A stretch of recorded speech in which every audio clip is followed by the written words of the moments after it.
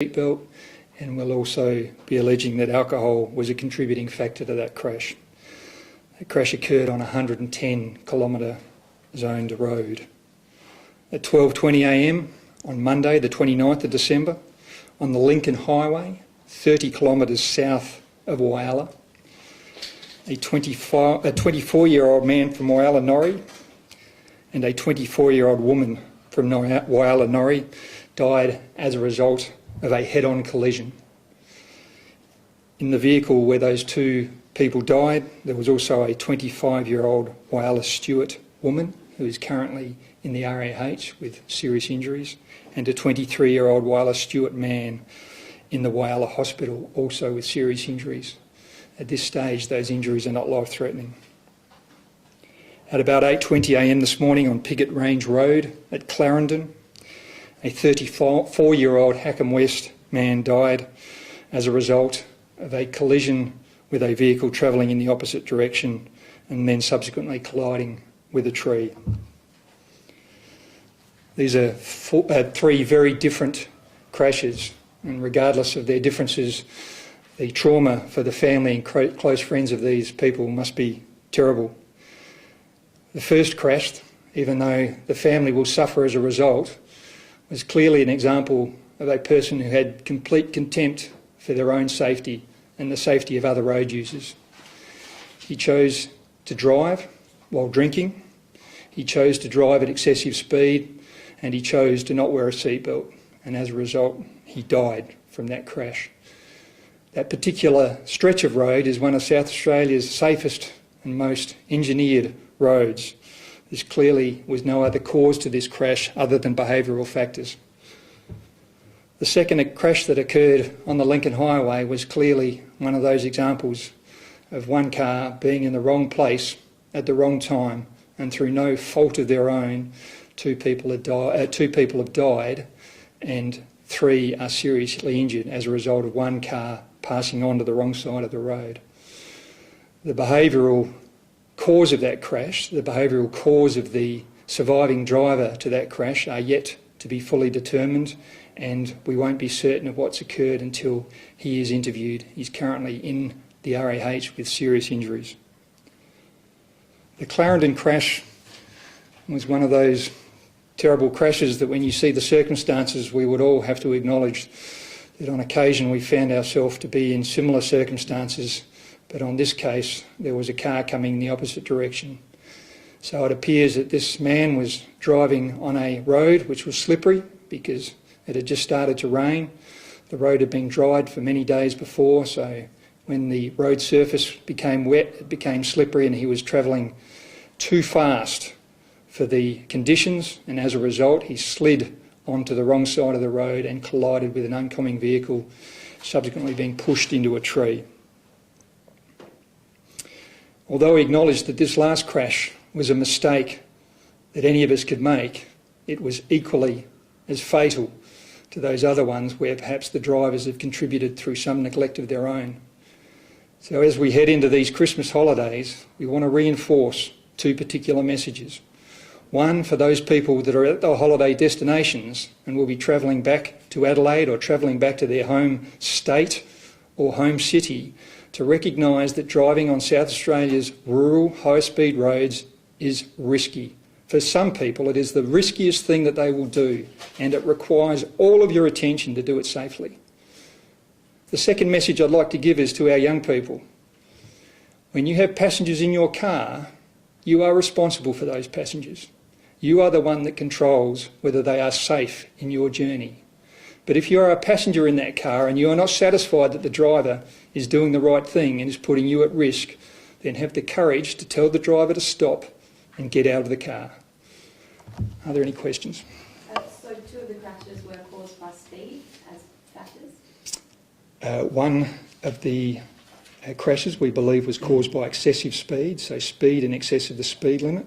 The other crash we believed was just driving too fast for the circumstances, so the driver has misjudged the conditions, and with a slippery road on a bend, the tyres have just broken traction, and as a result he slid into the path of the oncoming car. So not actually exceeding the speed limit? No indications for that, no. Were major crime called in at Whyalla? Major crime have attended with major crash investigations in a consultancy role. Why is that? That's not the general practice, is it? Well, the circumstances are not fully determined, but we have sufficient anomalies from the initial investigation to want to make sure that we're covering all of our investigation bases. Is one of those investigation bases a possible murder-suicide? Suicide is one of the lines of inquiry that we're following. And you're not able to say for which vehicle that may be attributed to? Look, at this time we do not have sufficient information to give anything more about those particular circumstances, and we won't until such time as we've spoken to the surviving driver. So the investigation's still continuing? Of course, yes. When is there any? Is it clear when you'll be able to speak to the driver, given his condition? No, it's not clear. So the driver is currently intubated, so that means that it's probably going to be several days before we're actually able to speak to that driver. So the two deaths happened in the four-wheel drive? They were both four-wheel drives. They were both four-wheel drives? That's correct. But the two deaths were from the one Yes. vehicle? So there were two deaths. So the driver and the rear passenger died in one of those vehicles. The two other passengers suffered serious injuries, and the surviving driver of the other vehicle also suffered serious injuries. Would an arrest come from this It is likely that charges will be laid, yes. against the other driver? Against the surviving driver, yes. The surviving driver, where is he from? Look, I'm sorry, I don't have his actual address, but I can get that for you afterwards. Would you be alleging that that surviving driver was trying to commit suicide? Or? We won't be alleging anything until such time as we've spoken to him and have further information. So when you said that those four people in the other vehicle where the two died, they were just simply in the wrong place at the wrong time, there was nothing that they could have done to avoid this? Well, as best as we can tell at this early stage of the investigation, they were on the correct side of the road and the oncoming vehicle has passed onto the incorrect side of the road. So, is alcohol being considered as a factor in that crash as well? we won't be able to determine that until we get the toxicology results. How disappointing is it to say that this has potentially happened, that, road accidents happen, but that there's some sort of intentional or possibility of that? Look, it's too early for us to make any judgments about what's actually happened in that crash, and until such time as we can be certain of the circumstances, then I'm not prepared to make any statement along those lines. But given that you are looking at suicide as a possible factor or an attempted suicide, what was it that led police to believe that that was the case? Was it a witness that said that they've seen something, or...? And that's all part of the ongoing investigation that at this early stage I'm not prepared to say.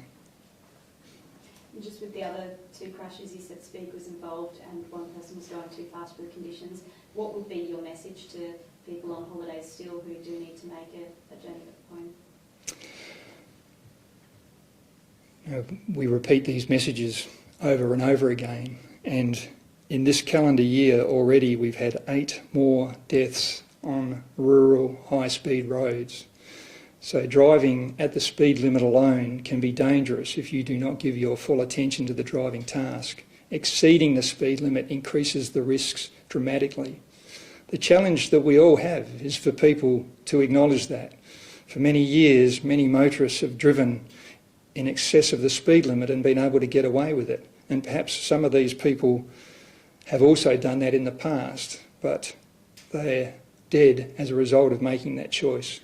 So we reinforce that message. Driving on our high-speed roads is a risky behaviour. If you do not give your full attention to the driving task, if you drive at excessive speed, if you drive while intoxicated, and if you do not wear a seatbelt, you dramatically increase those risks. It must be particularly frustrating that with Charlotte Baldwin, that somebody would put their own life at risk, but also somebody else in the car who was also injured and potentially other people from their actions. So I mean, there must be a message there to those people as well. They're not only risking their own lives, but innocent motorists as well. And I think what you just stated is the message that